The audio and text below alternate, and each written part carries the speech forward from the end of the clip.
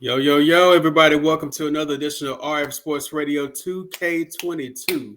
You are live right now with myself, Mr. RF Sports Radio, and of course, this way, Omi D. What's going on, bro? Hey, in the building. I got the microphone. I'm like a rapper today. I'm just getting it in with the microphone Are straight you from head. doing the Yo Gotti challenge, I guess? Yo, God, yeah. Look, I'm the coldest podcast ever. Bro, we've been doing this for so long. Yeah, Uh, man, no doubt. Podcasting, broadcasting, whatever you want to call it, play by play. And I've kind of gotten to the point where it's kind of fun to sit back and just. I'm not a parent, but it's fun to sit back and watch the kids play.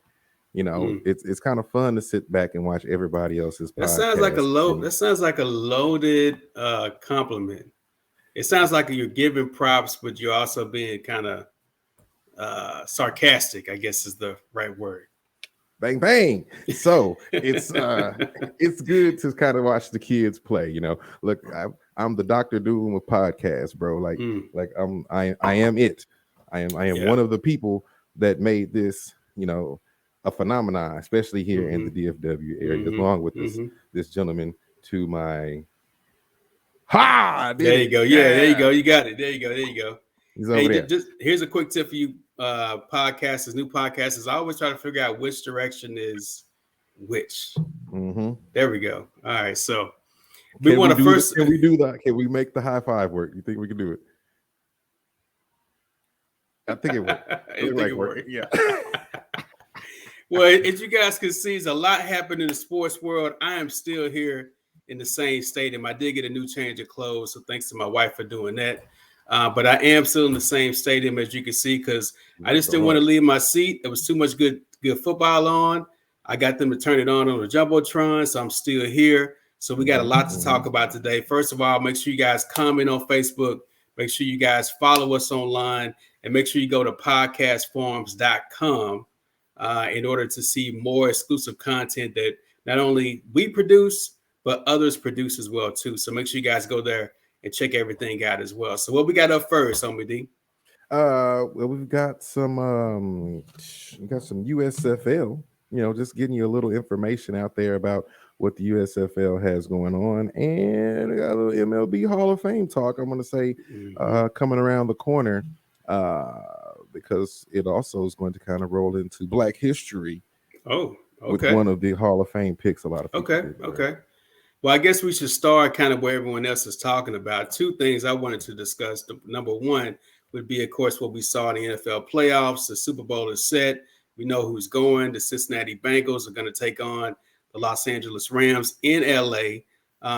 And I honestly, after the LA Rams won, I started looking up how long it would take me to drive from Dallas to LA. I hate not to be in LA for the Rams at a home game. Dre and Stu performing at halftime.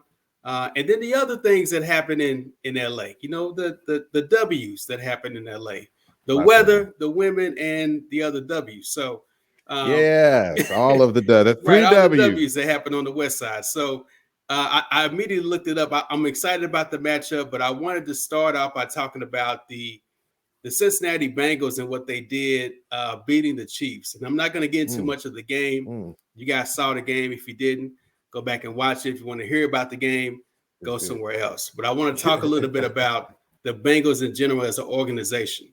And I want people to stop for a second and realize how important what the Bengals and Joe Burrow did getting to the Super Bowl.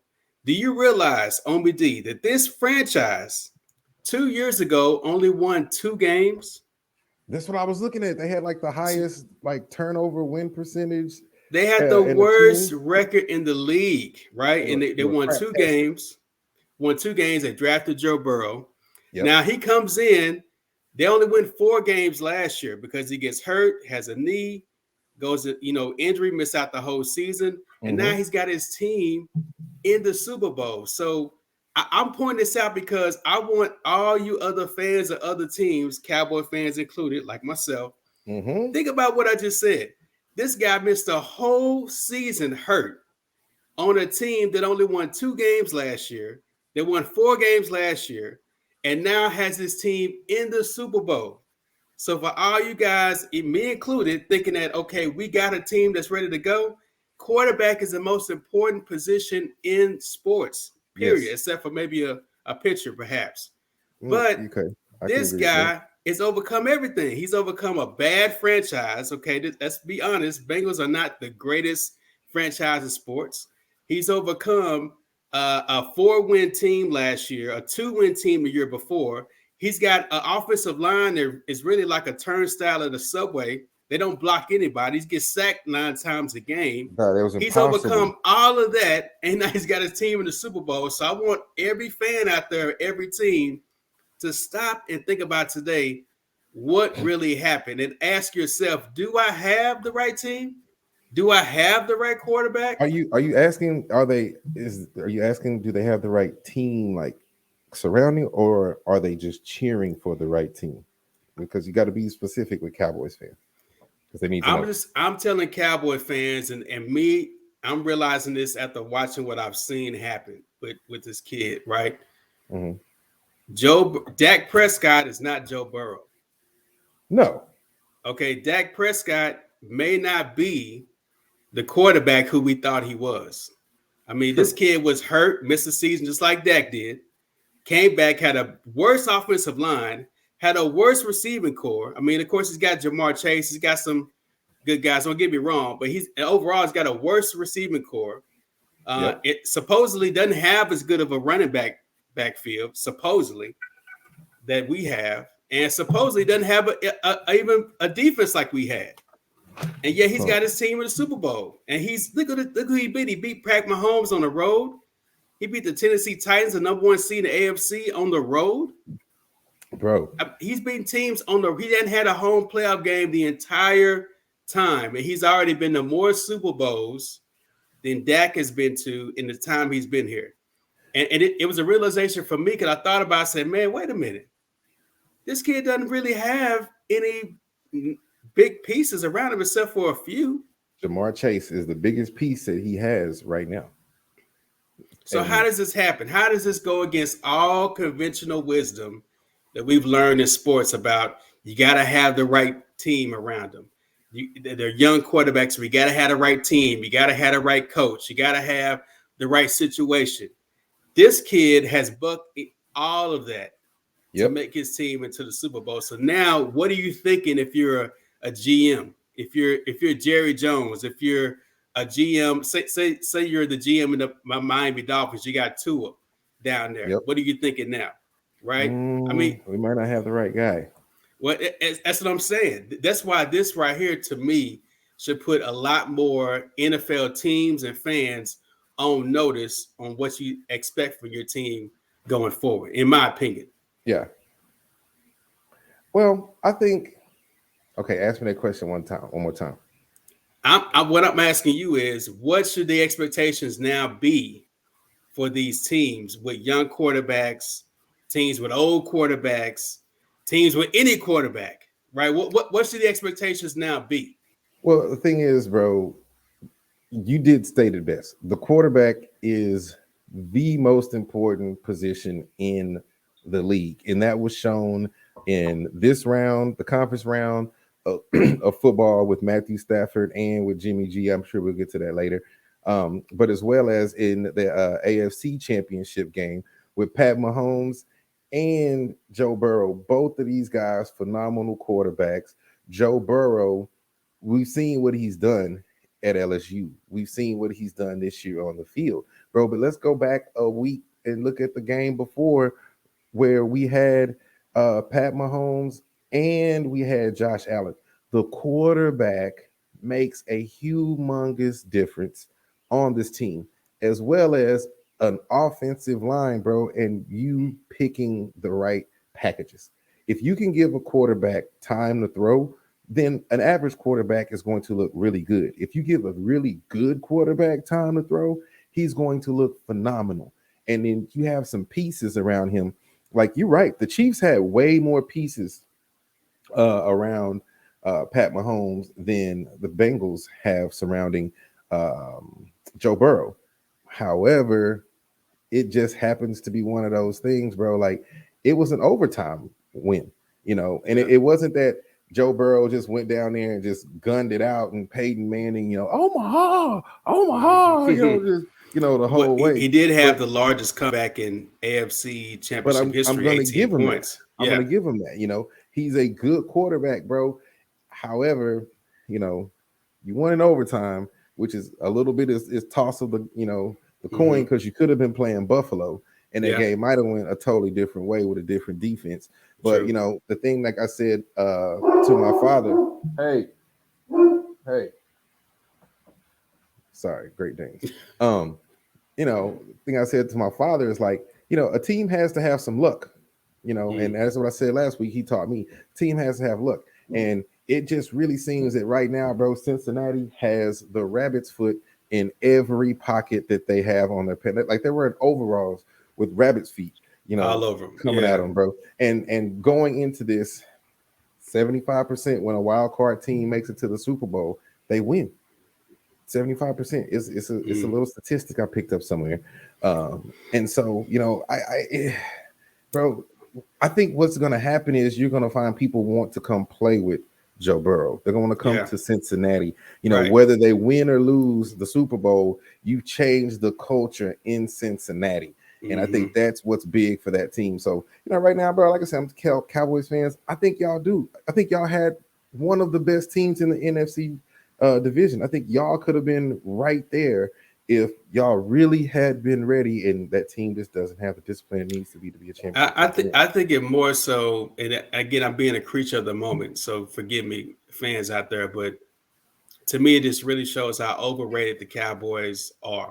How overrated they've been the entire season. Not just them. I know there's other teams out there as well too, but the other thing I'm starting to realize too is that these younger quarterbacks coming out of college are just more prepared for today's version of the NFL. So make this be a lesson to all you teams out there. Do not be scared to start over.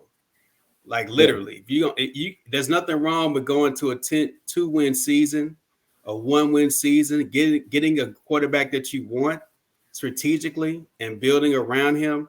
This kid right here, I mean, and I'm prefacing my pick for the Super Bowl, as you guys can tell. I know we're not going to pick today, but I don't know. This kid is special, man. Like you said, he's kind of like he's the first quarterback in NFL history that can go for the mythical Triple Crown. Like he's the first quarterback that's ever going to have an opportunity to win a national championship, a Heisman Trophy, and a Super Bowl. There's no other quarterback in history that's ever had the opportunity to do all of that at one time. So he could be easily going down as in the history books in his first Super Bowl ever. I think he will, bro. I think he will be. I think they'll win. I think they'll win. Like I said, this team is lucky. This team, and last week the defense for St. Louis didn't really show up as big as I thought they were the entire game. And I just think that the luck for the 49ers ran out, and I think they're going to end up having to face the lucky Joe Burrow. But he is a solid quarterback, bro. Like the kid, he's a winner. He's won on a lot of different levels, and I think when he gets to that stage, he's willing to do what it takes to win. And you could tell that last week by the way he was eluding those sacks coming out the backfield. One play wasn't scared at all. No, it was, and that's what you want, from a quarterback. Like he's gonna have to play every down, bro. Like no fear, like he's not worried about the hit. And I think that was the thing that possibly killed the Cowboys this year. Is Dak had fear.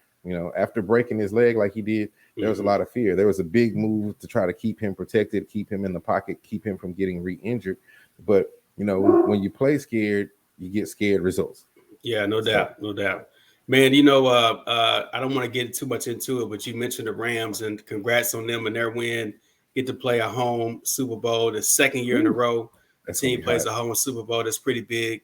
Shout out to Von Miller and all those guys over there, man. But now I want to ask you, what happens to the 49ers and Garoppolo? Is this a wrap? And did the thought cross your mind, like it did mine, that maybe Shanahan and the 49ers coaching staff made a mistake not getting Justin Fields ready to play for this moment. Like after you've seen what Burrow did, now you don't get this guy ready to come in there and take over a game. You kind of, soften him up a little bit, want to sit back and sit behind him, but you got a chance to go. So what happens to Garoppolo, you think now? He's out of here. He's out. He's gone. There's no doubt about it. He's gone. Jimmy G's on the free agent market, if that's what market he's on, or he's at Sprouts or whatever, but he's out of here. He's a functional quarterback. He might end up in somewhere willing to rebuild, but there's always a team who needs a starting quarterback that has playoff experience. Like, let's not trip ourselves out. Nobody's saying that Jimmy Garoppolo is better than Dak Prescott here. Quote me on that. I'm not saying he's better than Dak Prescott. Are you not saying? Are you sure about that? I'm saying he's not better than Dak Prescott. Are you sure about that? Yes. The guy's he's got his team to a Super Bowl. He's got his team to an NFC championship. I mean, Dak hasn't done either one of those things. Dak also has a lot of pieces that's missing on his offense, including a really, really good running game. Like I said, there's some overpaid pieces in that backfield that are eating up salary, which could help them get to a Super Bowl based on production since the payments, began hitting the Venmo, if we'll say that's how people getting paid over there. Jerry sending that cash apps over there. You got the cash out. They got to send a request on money. If you don't request your money, you don't get it. That's how Jerry works. You got to send me that request. I think OBJ is the only player getting paid in cash out from Bitcoin, but that's neither here nor there. Yeah, he don't care. He got enough money. But I think he's out of there, bro. I think Garoppolo he's a functional, serviceable quarterback. You can put him into some situations, maybe in a Pittsburgh, where he can function. And who knows? He might come back to New England and work back with Bill Belichick if Bill Belichick decides to stay. Yeah. Now that Tom Brady's retired, I think Bill Belichick might. If we're gonna are we getting into that later? Yeah, we getting into that. Yeah. All right. Well, I ain't gonna roll into that. Let me shut up. But I think he's out of there, bro. I think Garoppolo's out of San Francisco and he'll be somewhere else. I don't know where. I mean, think of somewhere that needs. There's plenty of places for a quarterback to go, but I want you fully on record that you're saying that Dak is better than Garoppolo. Fully on record. Dak is a better quarterback than Jimmy Garoppolo. I heard it here. I can't wait to see the comments after this. I cannot wait to see the comments. I get so tired. I cannot wait to see the comments. I get so tired of Cowboys fans. As soon as somebody, hey, Sean Payton decided to retire, we need to get him. Like, they always looking to get somebody else. They like a college football team, bro. Like, we just got you here. You didn't win the championship, or you're going to get the hell out of Vanderbilt. Like, nobody, you didn't have enough shit to get a championship to get started with. Well, we at one point we're gonna have to have a legitimate show with some Cowboy fans and Cowboy non-fans to debate this whole Sean Payton and what's wrong. Because I don't think whoever you bringing in here to coach is not gonna change it. And I'm a diehard Cowboy fan, and I'm saying that. But either way, we'll keep moving on. No. Anyway, you mentioned the Tom Brady retirement. He officially announced today that he's retiring. It's interesting in an interesting segue to his retirement. It looks like you got on the shirt there that you wore the first game he played, if I'm not mistaken. Yeah. Hold on, some 22 years ago, if I'm not mistaken. This shirt comes from maybe more than 20. This might be 20. Yeah, it might be more than 22 years ago. Look, I'm gonna tell you, I remember getting this shirt. This is a Negro League shirt. It's a jersey. I was in 8th grade, and it was a shop that sold urban fashion in Wynwood Mall. You remember Wynwood? Wynwood Mall. You know where Wynwood is. Yes, indeed. You go over there, all the player stuff. The Foot Locker was always extra over there, but I got that from Wynwood, 25 years ago, man. I'm in that thing. Yeah, congratulations, man. If you can wear your clothes from 25 years ago, you're doing something right. I guarantee you. Either that, I was really big 25 years ago. Yeah, one of the two. Fat kid in junior high. One of the two. But on to Tom Brady, man. He announced his retirement. I did have a chance, folks, to speak exclusively with the number one Tom Brady fan in the world, my brother, Oh God! who called me today. Oh, we should have had Very him on the upset, show. very But did distraught. he cry when he got in the He was car? Right? close. He was close. He was very close. What is I he had gonna to do with cut his him life? off, get him off the phone. Very distraught. He's still texting me as we're doing the show. His agony and comments. But like I told him, at some point we all gotta walk away. What did he All right. At expect Tom some Brady to point do? we Play all until the gotta walk NFL away. quit? Now we're starting an argument or a debate about Tom Brady's legacy. Now, as a Tom Brady hater for so many years, I'm gonna miss him, honestly, because he gave me something to hate on. Yeah. Me and my brother could always have, fist fights over Tom Brady when he played. That was always classic for us on Super Bowl Sunday.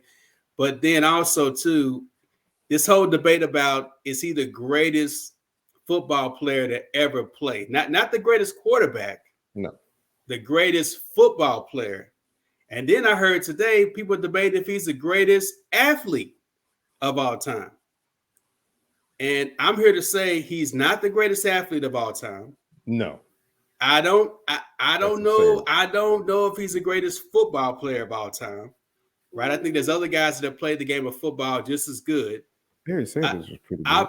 I'd be willing to give him quarterback because he's accomplished so much. And when you're a quarterback, numbers matter. You're putting skins on the wall. That's the only thing that matters when you're a quarterback. You know what I mean?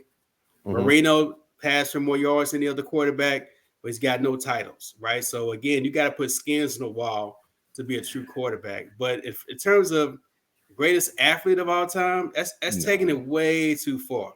Bro, he's had some of the best offensive lines in the history of the world, bro. Like offensive line, like he went to Tampa and did it contingent on the fact of they had to make offensive line adjustments and spend money on his offensive line. There's a reason that the running backs in Tampa don't make 125 million over 3 years or some absurd shit, but there's a reason that the running backs on and we could probably look up the salaries for the running backs for the two teams in the Super Bowl right now. And I doubt any of those running backs make as much money as Ezekiel Elliott does on his own. And nobody is down here screaming, we need to get rid of Zeke. Everybody just happy because he's like every time he runs for 3 yards. That same Ezekiel. You got beef for Zeke today, bro. I got beef with because that was the same today. That was the same beef for Zeke today, man. Look. He listens to the show. That's good because I almost hit his ass riding in the around here lot somewhere. He riding around to get it, but now he be careful. But he needs to act like he's getting paid that much money to run the rock. Like it's fine. You got thunder and lightning coming out the backfield, but you didn't put up shit this year. Granted, you had COVID. You should have just said that was the thing. I had COVID. But don't be every time you get a 3-yard gain because you ran over an 85-pound defensive back. Like, get the fuck out of here, bro. Damn, like, that's the shit I can't stand. Don't be out here clowning people because you ain't did nothing. Marion Barber used to do the same shit, bro. Just he run for 3 yards, run out of bounds, and knock, poor little, injured old Roy Williams down, and he just it's like, bro, come on. Roy Williams is 65 on the walker right now trying to play football. Like, get out of here, bro. Anyway, I don't even know what the question was, but you got me started. But we're talking about Brady being the greatest athlete of all time. Hell no, bro. There's a lot of great athletes, man. I mean, there's people that ride bikes 1,200 miles. That's what I'm saying. People are overlooking like they're so creatures of the moment. They're overlooking like Olympians like Jesse Owens, right? You know what I mean? Just what he did in the Olympics in Germany, that was incredible, right? Beat the Nazis on foot. He's looking over like Venus or Serena Williams. Like he's overlooking that. He's overlooking like there's so many great athletes in their respective sports. I don't think you can say Tom Brady is the greatest athlete of all that. He may be the most accomplished in terms of like titles, going to 10 Super Bowls, winning 7. I get all that, but man, come on with this athlete stuff. I'm gonna say it's not. You know what it is? This is the GOAT generation, bro. They always want to label someone the GOAT. Oh, this is the GOAT of tennis. Serena's the GOAT. Well, then here comes Naomi Osaka. Oh, she's the GOAT because she beat Serena. It's like, well, do you get to be a GOAT every time that you win? Like, hey, I just, won the Super Bowl. So now we're the greatest team of all time. Like, this is that old GOAT ass generation, bro. They want to give that title to say, hey, we saw a Michael Jordan play. No, motherfucker, you had LeBron. That's the GOAT of y'all's time. Did you see a Michael Jordan play? That's fine. If you didn't, do you want to label him the GOAT? That's ours to debate based on a generational change, because they'll never get to play one another. But am I going to say Kobe is the greatest of all time? I can't say that, bro. And people have always wanted me to be like, Kobe's the GOAT. It's like, I don't really see Kobe being the GOAT compared to Michael Jordan. Yeah. In all honesty of what Jordan did and brought to a sport, and including what he did on the court. We can do all these percentage numbers and all this jive, but I'll tell you something. In the 90s, when the Bulls came to town or the Bulls were on TV on Sunday, you were leaving church early if the game started at noon. Like because you wanted to see Michael. I don't remember there being that much hype over Kobe unless he was in the Olympics. And there was hype over Michael Jordan in towns that were division rivals. With this dude, bro. So like you can't tell me that like the reason we watch the game of basketball right now is we hope to see another Michael Jordan. Like black people hope to see another. I think you're absolutely right. You hit the nail on the head. This is the GOAT generation. I get that part. I also think though that you rarely see a GOAT by itself, right? Normally it's going to be a GOAT where there's a herd of goats, right? So you got goats all over the place, right? So with that being said, I think that to be a GOAT, you have to do something that cannot be duplicated, right? So I think like Michael Jordan, he won 6 titles, 6 appearances. I don't think that could be duplicated, right? Is that 6 for 6? 6 for 6. So I don't think 100%. Kobe Bryant, what he did, the points he put up, the 81-point game. Will Chamberlain, the 106-point game. Well, let me ask you a question. Those things that can't be duplicated. But Brady's got 81-point game. Was that the last game he played? No, that wasn't the last one. He had 61 in the last game. 61 in the last game? 81-point game. Yeah, a phenomenal point. Will Chamberlain, phenomenal point. Continue. I'm sorry. Yeah. And then like what Brady's done, I don't think it'll be duplicated. Now I give him credit for that. I don't think there's any quarterback going to go to 10 Super Bowls and win 7. I don't know. I mean, I guess there's a possibility, but whoever that quarterback is, how many? He's not over the age of 25. I know that. For a fact. It's not a quarterback currently over the age of 25. I think that's going to be able to do that. Now, you got Mahomes. He's been to 2. He's only won 1, but he's been to 4 straight AFC championships. That's close. That's really very, very close. It's very close. The Burrow kid, I mean, he's in his first one. Stafford's going to his first Super Bowl, but he's a little long in the tooth. He's not a spring chicken. Nah. He'd have to play till he's 44, 45 for that to happen. Yeah. And he's got to go on a pretty impressive run to make it happen too. So I don't see Aaron Rodgers getting there. Nope. No, too far gone. Yeah. So again, I don't see it being duplicated for a guy to go to 10 Super Bowls and win 7. I just don't see another quarterback being able to do that, because no other player's ever done that on any other position besides what Brady's done at quarterback. No player has done that. And bro, I think it's a sentiment of that too goes to ownership and management, bro. And to Tom Brady, bro. At a certain point, the championships outweigh the money. And it's not about me getting this big contract every year. It's about me building. And if you watch a lot of these specials with Tom Brady, he talks to you about, and these are things that you hear like Michael Jordan and LeBron say about pieces that he tells the ownership that he wants. That guy blocks. I want that guy. We need to get people like him, and the ownerships listen and, and they build to you. What did he say on Tommy Boy? You can get a good look at a T-bone by sticking your head up a cow's ass. But would you rather take the butcher's word for it? And so, that's kind of the thing that I think Tom Brady has been wise enough, especially in New England, bro, and Robert Kraft, to listen. And you saw with Michael Jordan specials that ownership listens and, to those phenomenal players and let them put pieces around them, bro. and you see what you have. And Tom Brady has and on that statistic. And I've never said that Tom Brady wasn't a great quarterback. I think he's one of top tier. If I was to have to build a team, and we've built a team before, Rodney, we've done this before. Quarterback is important. Look, I could always find somebody to push that pill. You know, we need to launch a Patreon and talk about those times, man. That was that was interesting. Look, man. I posted a Facebook memory today about, you know, when we were I had the jerseys. We just picked up the jerseys, and I took a picture with me and my niece, and everybody was like, "Oh man, you know, I need one of those jerseys." I was like, "Man, y'all missed out, bro. We just sold the team and everything. Like we moved in a new direction. We on esports now. Hey, we on another direction, man. Yeah. And I don't want to make sure I leave enough space and time to get to the other topics you wanted to cover, because I know got time, man. You know, I can roll. That jersey that jersey you have on is for a reason. So I know you want to get into some of these MLB topics, so take it away. Yeah, shout outs to the MLB greatest team in the history of Major League Baseball, the 1931 Homestead Grace. And a lot of people don't know, but they've added the Negro League records to the MLB records, so it is official. Oh, I didn't know that. I didn't know that. I think that was last year that they decided to do that and made that an official thing. So, you know, as many stats as they can keep around, they're starting to get around. So if you don't know a lot about the Negro League, you know, some of us, you know, we have international listeners here.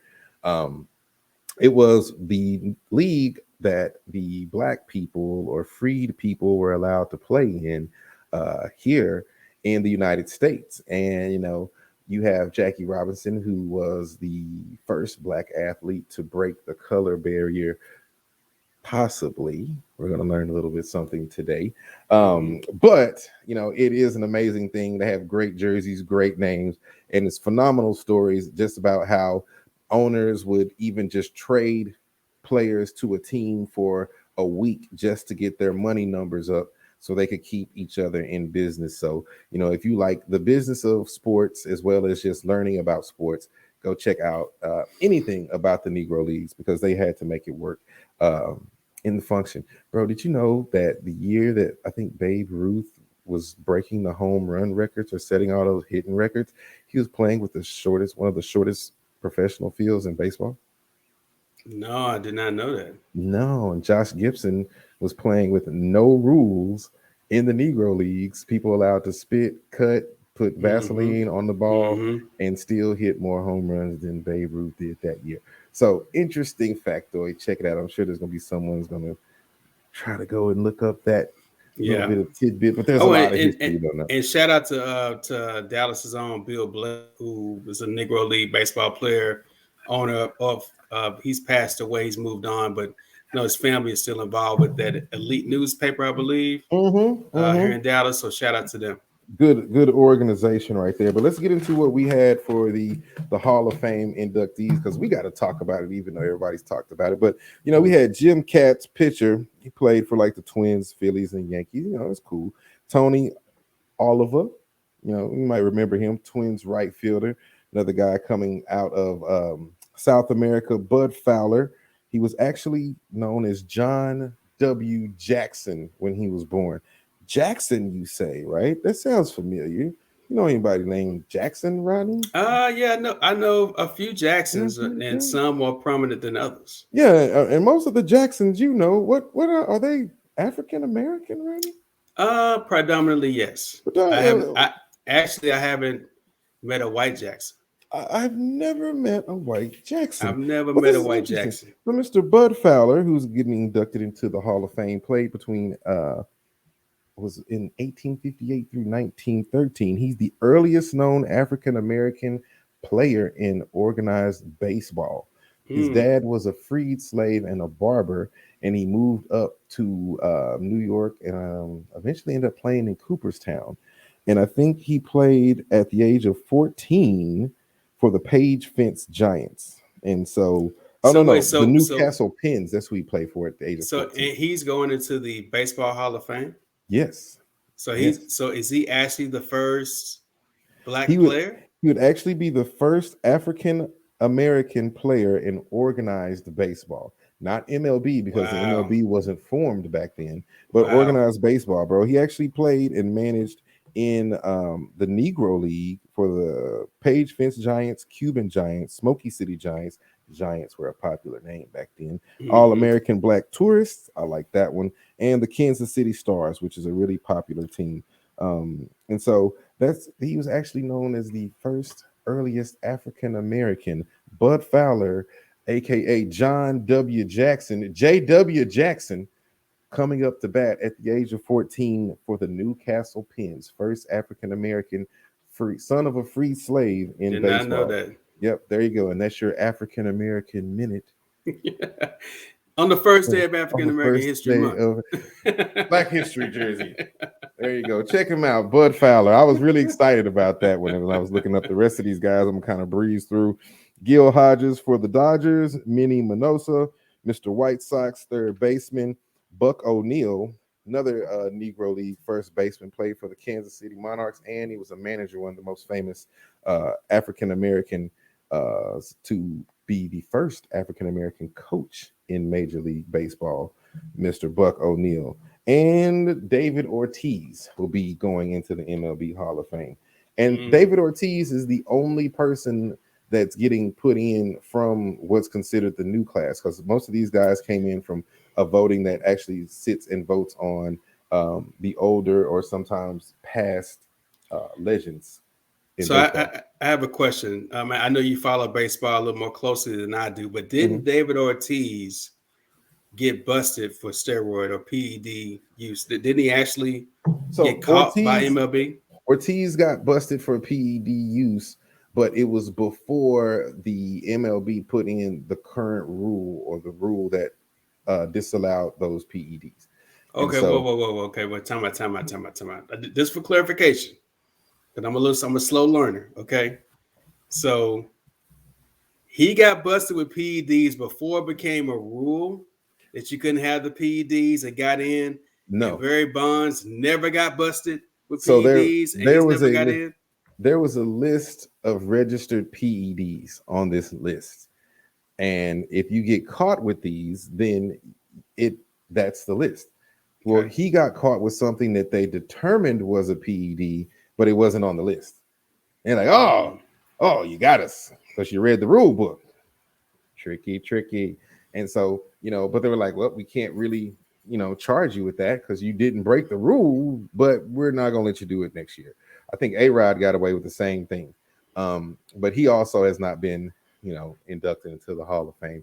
And I think it was Mike Schmitty admitted using some things before, and he's in the Hall of Fame. So baseball has one of those rules that is pretty crappy. But yeah, Barry Bonds as well as what's that guy, Roger Clemens, won't be allowed. And nobody's really talking about Sosa and McGuire. Like, I guess they're just like, hey, but I think they pretty much admitted to doing it. Like, yeah, we was. But how can you have a legitimate Hall of Fame if the guy that hit the most home runs in history is not in there? Well, I think the problem that they say that they're running into with his election into the Hall of Fame is where he stands in the election process. He's voted in by the press. So, members of the press have a big voting right of who gets into these Hall of Fames, even with the NFL. Like, it's not just based on players. It's certain members of the press, certain players get the vote, and you have to get a 75% of the vote to get in. And so there's a lot of people that were on the ballot that didn't get in.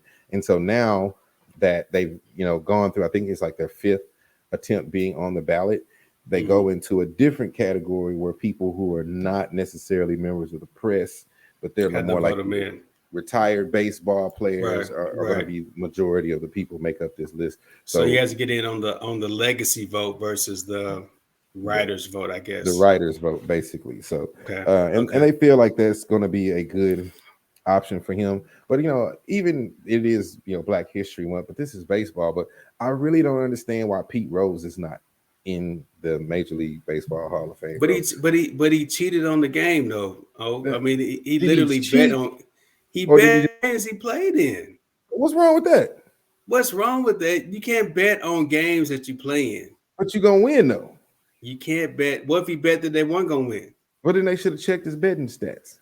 That's what I'm saying. You don't know. Yeah, if all of them said Pete bet to win, then look, what you can't gonna do? you can't. That's one thing. That's the cardinal rule. You cannot bet on the game you play in, whether you're gonna win or lose. You just can't do that because that win or loss alters a lot of things. But more importantly, you're influencing it based on your own personal game for money, and it puts you in a position to be influenced by anybody. So let me ask you this: do you think anyone from the Astros team that was caught with the drum cheating scandal, Altuve, Correa, any of those people, do you think they should be allowed into the Hall of Fame? No, I don't. I think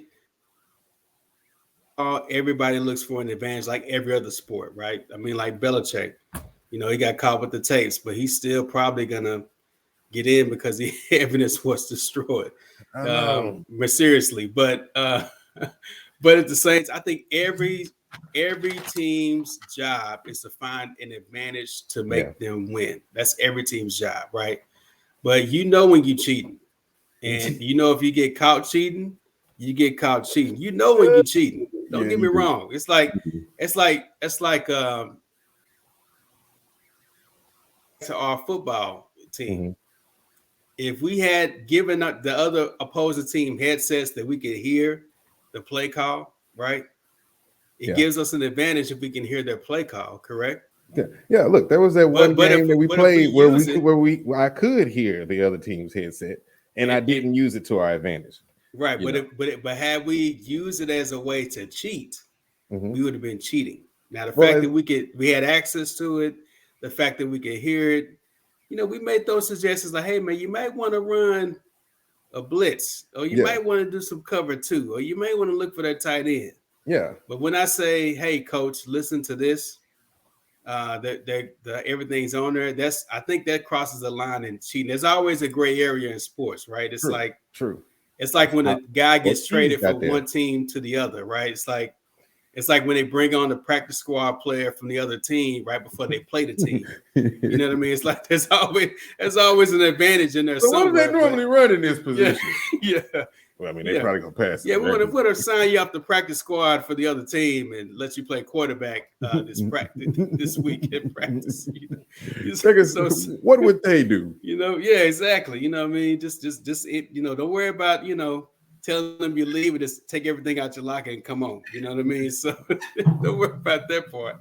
Don't worry about the exit interview. Just take everything in your locker and come on. I got a check for you. So.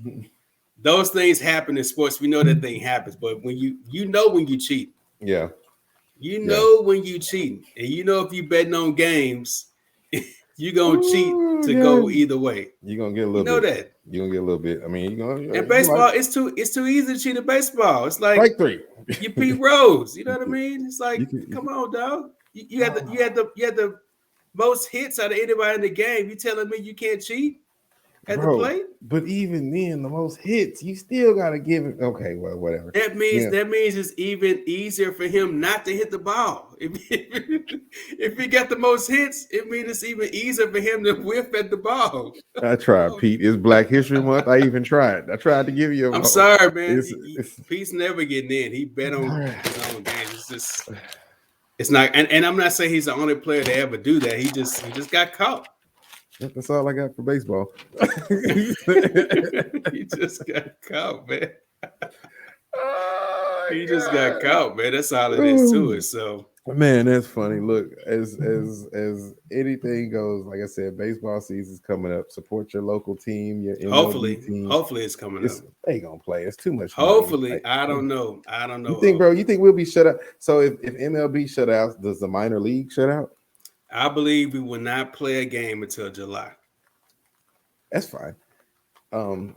If the MLB shuts out, does the minor league shut out? Because if so, I need to purchase. No. All right. So then I need to go ahead and purchase a bunch of Rough Rider tickets right now. Yeah, I don't believe so. I don't think it works that way. So I could be out.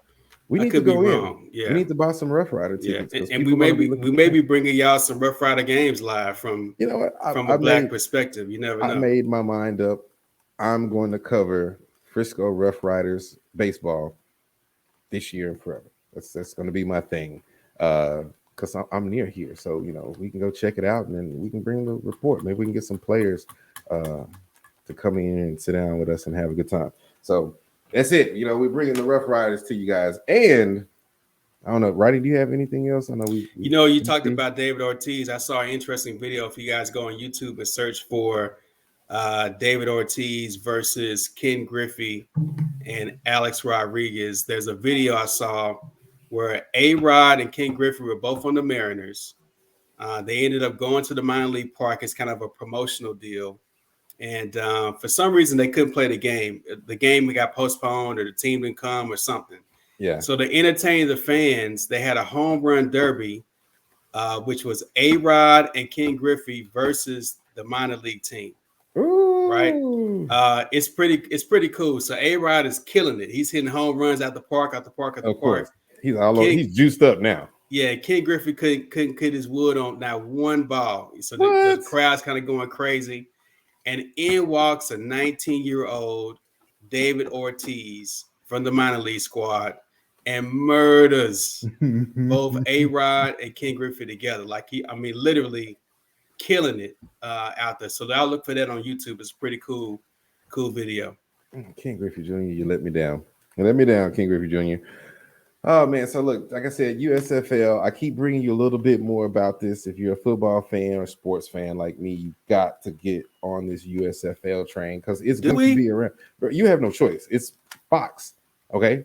Fox owns the USFL. Okay. Just go ahead and surrender. You're going to enjoy this because they put almost $1 billion behind this, bro. $550 million over the period of the next 3 years. Is there a Dallas team? Not yet. A Dallas team? Are you kidding? Jerry ain't gonna. Did Bob Stoops have a Dallas team or something? Stoops is coaching, I think, the Houston team. I think that's where he is. Stoops is in. Okay, he's in again.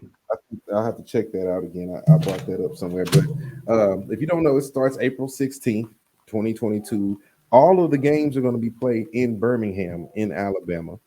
Okay. UAB Stadium. So there's not going to be, your team might be from New Jersey, but there's not going to be any other stadiums for you to buy tickets. So if you want to come down and support the team, you're going to have to come to. That's nice for Birmingham. That's a big black city too. So nice beautiful, sunny Birmingham in the spring. First game is going to be the New Jersey Generals versus the Birmingham Stallions, and so. Came to find out, Rodney, this is not at all connected to that 1980s USFL. Okay. That actually is still in existence, and they're, not looking to sell. They're trying to hold on to it to keep its legacy around. But this is totally Fox owned. Like I said, not 500 million, 200 million over the next 3 years. I like to get people hyped up. And so the Rex, and I had to figure this out, what's required for you to be in the USFL. But basically, you have to graduate high school 2020 or earlier. So, they basically kind of reset the timeline, and they're offering full scholarships to Capella and Strayer University for the entire staff. So this includes coaches, assistant coaches, camera people, anyone that plays, and they also get base compensation and win bonuses. So, this is another attempt, I think, for someone to try to get a minor league team and a way to get these, guys into the NFL. And I'm behind it, Rodney, because we'll go back to it. Like, I'm tired of seeing subpar quarterback play. Yeah. And where do you go to become a better quarterback if it's not Canadian football, which there's not really a lot of good talent in Canadian football. And, we've seen what happens if you go to Canadian football and you stay there. You only got, one Doug Flutie, per 25 to 50 years that comes out of Canadian football. So they're gonna try that. And I think, big time players, bro, you're not gonna find them. You're not gonna find retired players, but I think you're gonna find some people like we seen, when we had our semi-pro team. There are still some people who can play football, bro. Yeah. They just need a chance and some actual real talent to play around, because you just can't keep being the guy that's going out there and kicking field goals or running routes and hoping that's going to equate to getting picked up by NFL team. With Fox being behind it, there's a chance, of course. What I'm going to be interested to see is how well or how much they actually cover the sport, because that's always been the question. I mean, am I going to see Skip Bayless and Shannon Sharp debating U.S. USFL every morning? I think Am I going to see that? I mean, that would help. You know what I mean? Is Colin Cowherd Cowherd going to give a list of top quarterbacks for He's USFL? going to be involved. That's where they actually made the announcement of the league was on Colin Cowherd. So I'm pretty sure, bro, Fox being the team of everything that they are with media, they're going to make it to where it's going to be something that people are going to be force-fed to check out. Like there's no reason when you have outlets to media, which is what the XFL didn't have. They had to go to Fox to purchase time. They had to go to these organizations. Fox has channels that, you know, everybody's going to watch. And even then, the first game is going to be simulcast on Fox and NBC. Okay. That works. That's kind of big. I don't know how you decided. I don't know how you do that. To pull that off, but you know, you watch it Channel 4, Channel 5. As a participant, me and you both, as owners of a spring football league team and participating in that sport for so many years, the one thing that's missing for those leagues to get any traction is the media coverage. It's like you have to have people talking about it for it to work. Now, granted, as a fan, you want to see a good game no matter what time of year it is. I mean, in the spring, let's face it, there isn't much to watch besides basketball. You know what I mean? That's really playoff basketball. Other than March Madness, bro. Once March Madness goes off, the hype is just low. Yeah. I mean, you got playoffs going into June, but I mean, there's really not much to really watch on TV, especially like going into those summer when you only have baseball and you're getting ready for football to start back up. So I've always said a league could work, but you would need the buy-in from you need major coverage. And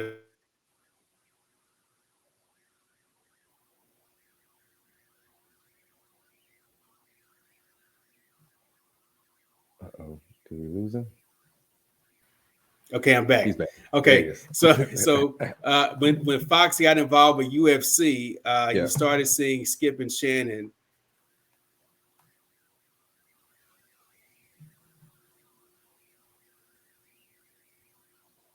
Uh-oh, he's gone. And I'm back. There he is. Okay. Anyway, I'm not gonna prove my point anymore. I'm just gonna say that as long as they talk about it, you know, I think that'd be good. Yeah, I think it'll be hot. So, you know, that's what I got. Wait, hold on, let me finish it off as I normally do. And that's what I got for USFL. So, you know, another hot week in sports. Like we said, we got the Super Bowl coming up. We're not going to talk about that. We're not going to preview that till next week. Yeah, we'll preview that next week. You know, what's the point? We talked about all the good stuff. And, you know, I'm starting to get back into basketball. And like I said, everybody, let's get geared up. Rodney, I don't know. Are you game to do Final Four brackets live on the show? Well, I guess I better start watching now. Yeah, I mean, you can wait till the tournament. When I learned that Auburn was ranked number 1, I was like, I'm really missing something. Look, just follow my lead. Wait till the tournament starts. You can get all the information because some of these teams, they won't even make the tournament. So you don't even have to worry about watching. All right, good deal. So good deal. Just wait till the conference championships tournament start. You know, then you'll figure out how the University of North Texas got into the sweep. The round of 64 last year. So, man. So we'll catch everybody next week when we come back to you with more sports. This was supposed to look like that right there. Wow. Here we go. When we come back to you with more sports, and I am Omi D along with my co-host and veteran in the game, Rodney Fisher. This has been RF Sports, ladies and gentlemen. We appreciate you. Hey, make sure you go to let me put that on there. I gotta get used to doing this. Yeah, make sure you go to podcastforums.com. If you like what we do, sign up for a subscription. Your subscription supports us and keeps us going and doing fancy stuff like this, so all the little children don't go hungry. So we look forward to catching you next week, and we out.